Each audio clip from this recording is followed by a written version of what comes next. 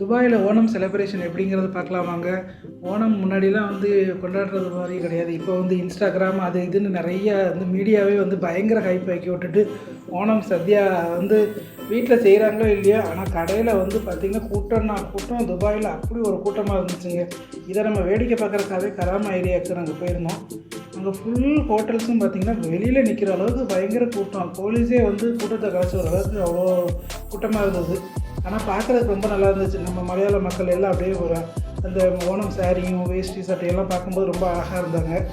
அப்புறம் வந்து நம்ம இவ்வளோ இது போயிட்டு நம்ம சத்யா சாப்பிடாமல் வந்தால் எப்படி? அதுலேயும் பார்த்திங்கன்னா நம்ம இவ்வளோ இது நம்ம காஸ்ட்லி வேறு. அந்த காஸ்ட்லிக்கு நம்ம முன்னாடியே ப்ரீ புக்கிங் வேறு பண்ண வேண்டியதாக இருக்குது. அந்த ப்ரீ புக்கிங்லேயும் நீங்கள் வந்து 1 o'clock அப்படின்னா 12:50க்கு வந்தால் தான், இல்லை ஆட்டோமேட்டிக்காக அதுவே கேன்சல் ஆகிற மாதிரி இருக்குது. இவ்வளோ ஐட்டத்தையும் நம்ம மிஸ் பண்ணக்கூடாது அப்படின்ட்டு வெயிட் பண்ணி சாப்பிட்டுட்டு வந்தோம். செம்மையாக என்ஜாய் பண்ணோம். அங்கே பார்த்தீங்கன்னா உங்களுக்கே தெரியும், அப்படியே வாயில் அப்படியே தண்ணி வரும்னா அந்த அளவுக்கு அவ்வளோ டேஸ்ட்டாக இருந்துச்சு. அப்படி பார்க்கும்போதே ஃபுல்லாக சாப்பிட்டு திரும்ப திரும்ப ரிப்பீட் பண்ணுற அளவுக்கு நம்மளுக்கு வந்து போய்கிட்டே இருக்கலாம் போல். அந்தளவுக்கு செம்ம சூப்பராக இருந்துச்சுங்க.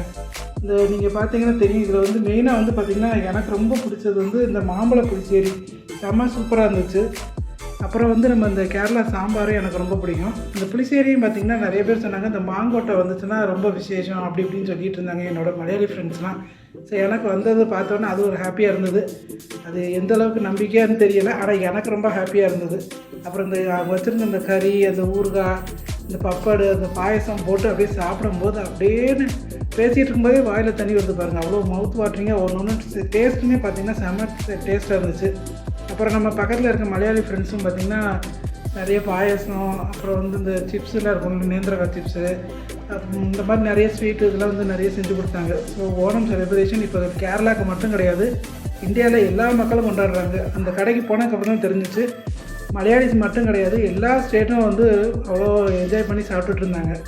அதுலேயும் பார்த்திங்கன்னா எனக்கு ரொம்ப பிடிச்சது என்னதுன்னு பார்த்திங்கன்னா, நிறைய ஸ்டேட்டில் வந்து நிறைய டிஃப்ரென்ஷியேட் தெரியும். அதாவது ஹிந்துஸோட ஃபெஸ்டிவல்னால் ஹிந்துஸ் மட்டும் கொண்டாடுவாங்க, கிறிஸ்டின்ஸ் அப்படி இருக்கும். ஆனால் அந்த ஓணம் செலிப்ரேஷன் மட்டும் பார்த்திங்கன்னா எல்லா ரிலீஜியன்ஸ் பீப்புளும் கொண்டாடுறாங்க. பார்க்கும்போது ரொம்ப அழகாக இருக்குது, ரொம்ப சந்தோஷமாகவும் நிறைவாகவும் இருந்துச்சு. ஓணம் செலிப்ரேஷன் 2025 சூப்பராக முடிஞ்சதுங்க. தேங்க்யூ.